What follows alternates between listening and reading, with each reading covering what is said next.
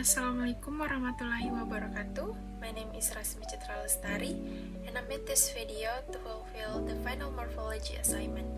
So, during the study of morphology, there were 6 materials presented by each group, namely word and lexeme, morphology and phonology, derivation and lexical, derivation and semantic, inflection, and also part of speech. So the first, I'm gonna explain about word and lexeme. What is word and lexeme? First, word. A word is the smallest unit of meaning that can stand alone in a sentence. Word can be simple or consisting of just one morpheme, or be complex or formed by combining multiple morphemes. For example, dog is a word that represents a specific meaning, while dogs is also a word that denotes more than one dog. Words serve as a fundamental building blocks of a sentence. Next is lexeme.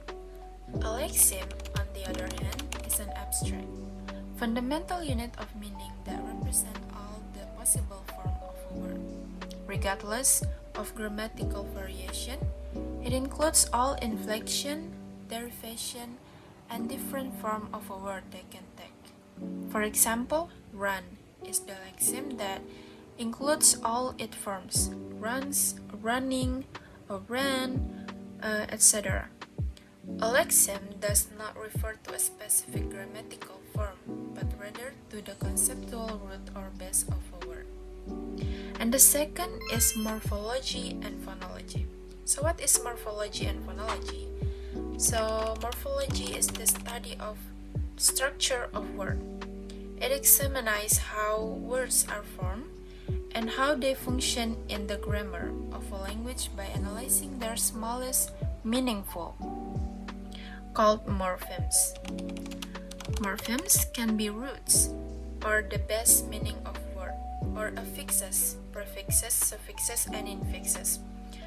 For example, in word, unhappiness, un is a prefix, happy is the root, and ness is suffix.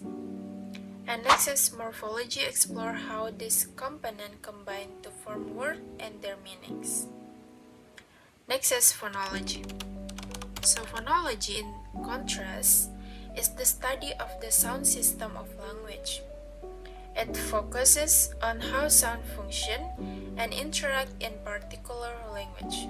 Phonology look at phonemes, the smallest unit of sound that can distinguish meaning and how they are organized into system of rules.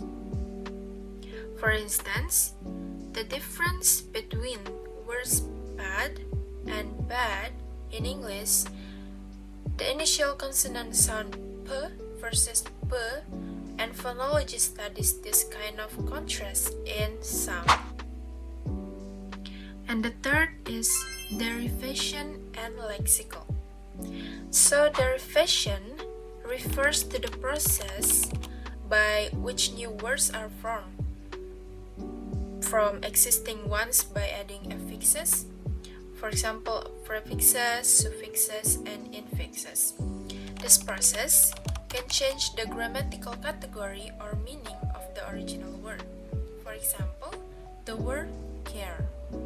A noun can be derived into careful, an adjective, by adding the suffix "ful".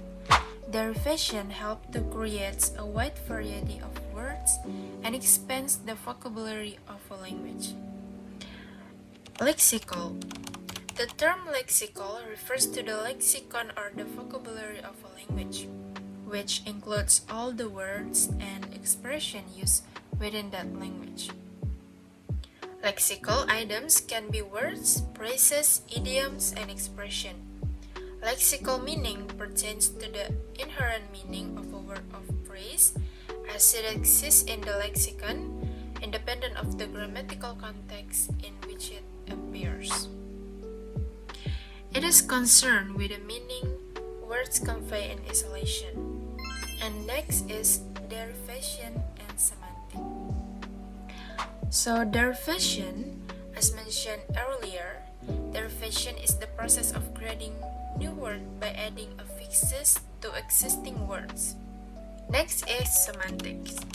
Semantics is the branch of linguistics that studies meaning. It focuses on how words, phrases, and sentences convey meaning in the language. In the case of derivation, semantics is concerned with how affixes change the meaning of a base word. For example, the suffix in teacher changed the meaning of verb teach to indicate a person who performed the action. Semantics help to understand the relationship between words and the meanings they carry. And the fifth is inflection. So what is inflection? Inflection refers to the process of modifying a word to express different grammatical categories such as tense, case, gender, number, or person. Unlike derivation, inflection does not create a new word, but modifies the existing form to fit into different grammatical contexts. For example, the verb talk can be inflected into talks or third-person singular, talk, past tense or talking, present participle. Similarly, a noun can be inflected to show numbers such as cat, singular, and cats, plural. Inflection is a fundamental feature of many languages and is closely tied to grammar. The last is part of speech. Part of speech refers to categories into which words are classified based on their syntactic or sentence structure and semantic or meaning. The most common part of speech are first noun, or a word that represents a person, place, thing, or idea. For example, dog, city, or happiness. And next is verb. Verb is a word that represents an action or state of being. For example, run, speak, and exist. And next is adjective, a word that modifies or describes a noun. For example, beautiful or quick. And next is adverb, a word that modifies or describes a verb, adjective, or another adverb. For example, quickly or very. And next is pronoun, a word that replaces a noun. For example, he, she, it. Next is preposition, a word that shows the relationship between a noun or pronoun and another word in sentence. For example, in, and, in, on, and at. Conjunction, a word that connects word phrases or clauses. For example, and, but, because.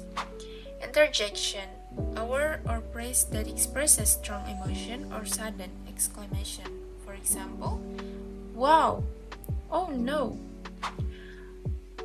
Understanding the part of speech help in constructing grammatically correct sentence and in interpreting the roles that word play in communication.